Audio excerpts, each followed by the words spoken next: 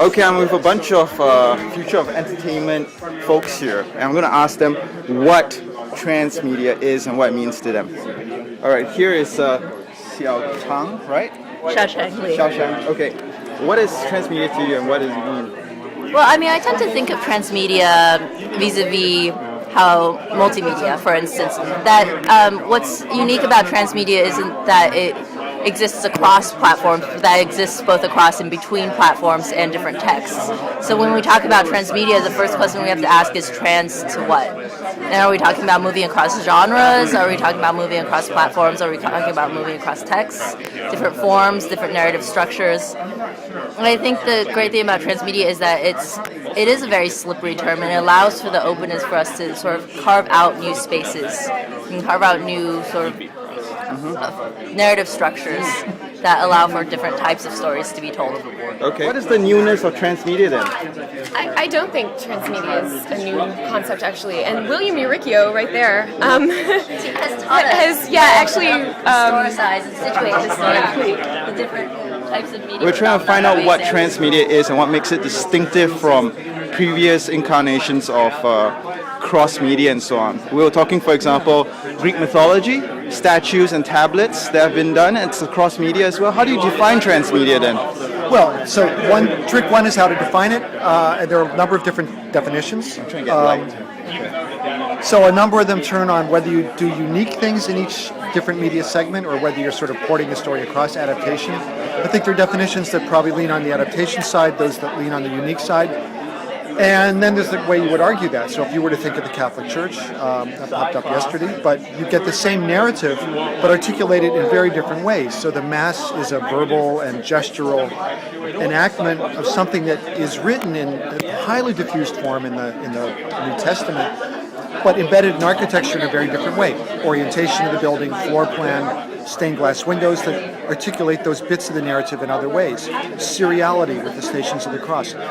I would argue that's a robustly transmedial phenomenon. So to me, as a historian, what's really interesting is how a culture can sort of come up with a concept, 2007, transmedia pops into our vocabulary, that allows us to go back and reread the past through a contemporary lens. But the practices were there, they just weren't labeled as such. Right, so we're realizing a new kind of practice then. Is that what's happening? Yeah, we're realizing a new kind of, we're putting a new label on practice. We're forming new sets, new conceptual sets of past experiences, past practices. And that's one of the wonders of history. Some people think about history as what happened, sort of accretion of facts of the past. I think history is always about using the lens of the present to ask new questions of the past. Transmedia is a question, but it's a new label that can be applied to the past. I think what's really distinctive about our present is especially the distribution potentials of a networked, computer network, obviously. So I think we're seeing an acceleration of older practices. But if you were to ask me about folk songs, folk legends, right, then I would say, well, if we went back to or barn raising, how the Amish people, all the farmers would get together and work together to build a barn in a day or two. Or quilt making, where a community comes together and makes a quilt.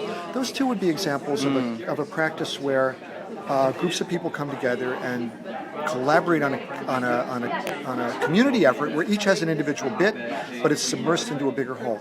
The difference today, I think, I said the computer and network, and that's certainly a huge difference. I think it's the algorithm.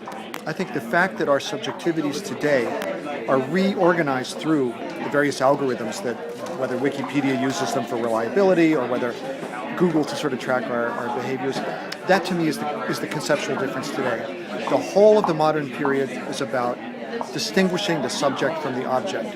Three-point perspective would be a good visual analogy. Today, something like photosynth, where you're in an environment where the Wikipedia of photos hundreds of photos that different people took with different points of view. What's the subject? What's the object? It's a little hard to say.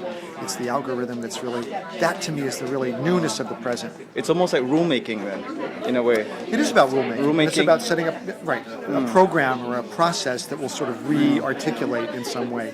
I think that's very interesting because one of the arguments about transmedia is that if it's too open or unguided, then it just falls apart in a sense. But having some rules or some guidance of some sort actually helps to create positive outcomes, perhaps. Right. And that's why these game systems, so ARGs, that's why they're so interesting, because what makes it a game? What makes it a game are the constraints, the rules and the boundaries. Like that's what turns it from improvisational life into a game, that sharing of a rule system. And I think that you see it much more technically manifest in the algorithmic substratum of things like Wikipedia or whatever. But that to me is the conceptual, the sort of new thing.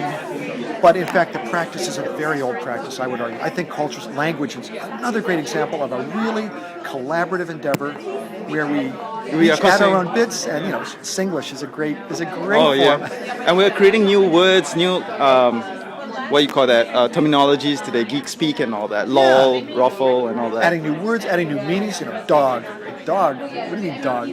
But so new meanings to these words, new ways of even speaking them, and new context to use them in. And that's very much that's not a top-down process. I mean, Grant McCracken's book suggests, and I agree with him, that there's a way in which the media corporations, on the one hand, push these new things, they broadcast them in a way.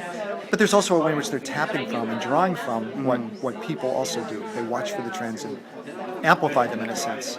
So that breathing in and breathing out is a very interesting way to also see it. Well, thank you, William. Well, sure. It was Thanks. good. Thank you.